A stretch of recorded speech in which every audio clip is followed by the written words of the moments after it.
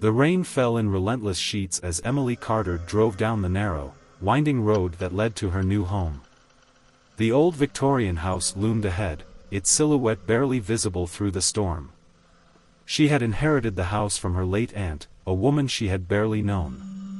The lawyer's letter had come as a surprise, and Emily, desperate for a fresh start after a messy divorce, had decided to take the plunge.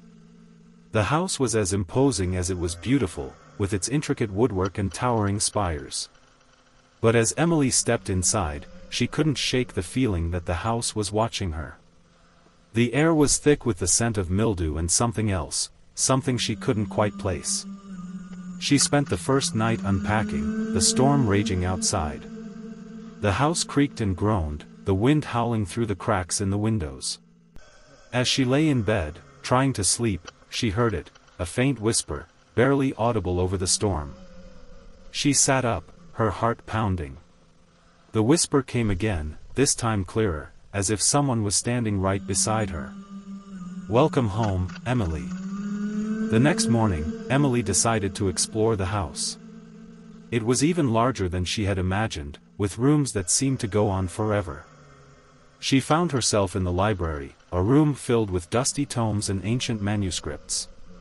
As she ran her fingers along the spines, she noticed a book that seemed out of place, a small, leather-bound journal. The journal belonged to her aunt, and as Emily flipped through the pages, she began to piece together the history of the house. Her aunt had been a historian, and the journal was filled with notes about the house's past. It had been built in the late 1800s by a wealthy industrialist, but the family had met a tragic end. The industrialist's wife had gone mad, claiming that the house was alive, that it spoke to her. She had eventually taken her own life, and the house had been abandoned for decades. Emily's aunt had bought the house in the 1970s, determined to uncover its secrets. But as Emily read on, she realized that her aunt had become obsessed, convinced that the house was indeed alive. The last entry was chilling. "It's in the walls. It's in the walls. It's in the walls." Days turned into weeks, and Emily tried to settle into her new life. But the whispers never stopped. They were faint at first, just barely audible, but they grew louder with each passing day. She tried to ignore them, telling herself it was just the wind, just the house settling. But deep down, she knew it was something more.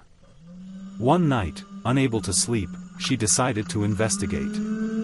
She followed the whispers through the house, her heart pounding in her chest. They led her to the basement, a place she had avoided since moving in. The door creaked open, revealing a dark, damp space filled with old furniture and cobwebs. The whispers were louder here, almost deafening. Emily's flashlight flickered as she descended the stairs, the beam of light catching something on the wall. She moved closer, her breath catching in her throat. The walls were covered in writing, the same phrase repeated over and over. "It's in the walls. It's in the walls. It's in the walls." Emily's investigation led her to the local library, where she spent hours poring over old newspapers and records. She discovered that her aunt wasn't the first to hear the whispers. The house had a long history of tragedy, each owner meeting a grim end. The industrialist's wife had been the first, but there were others, a young couple in the 1920s, a family in the 1950s, all driven mad by the whispers. The librarian, an elderly woman with a kind face, seemed hesitant to talk about the house. But when Emily pressed her, she revealed the truth.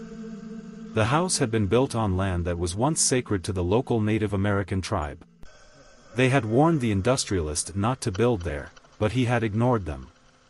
The land was cursed, they said, and the house would be a prison for the souls of those who died within its walls.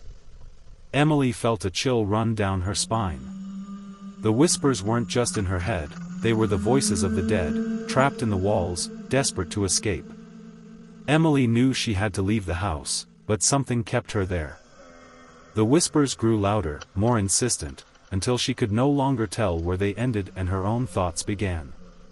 She stopped sleeping, stopped eating, consumed by the need to uncover the truth. One night, she found herself back in the basement, the whispers guiding her to a hidden door she had never noticed before. It was small, barely large enough for her to crawl through. She hesitated, but the whispers were deafening now, pulling her forward. She crawled through the door, the air growing colder with each step. The passageway was narrow, the walls closing in around her. She could feel them now, the souls trapped in the walls, their whispers merging into a single, deafening scream. And then she saw it, a small, dark room at the end of the passageway. The walls were covered in the same phrase, written in blood. "It's in the walls. It's in the walls. It's in the walls." In the center of the room was a small, black box. Emily reached for it, her hands trembling. As she opened it, the whispers stopped, replaced by a deafening silence. And then she saw it, the thing that had been trapped in the walls, the thing that had driven so many to madness. It was a face, twisted and grotesque, staring back at her with hollow eyes. Emily screamed, but no sound came out. The face smiled, and she felt herself being pulled into the box, into the walls, into the darkness. And if you listen closely, you might hear Emily's voice among them, whispering the same phrase over and over. "It's in the walls. It's in the walls. It's in the walls."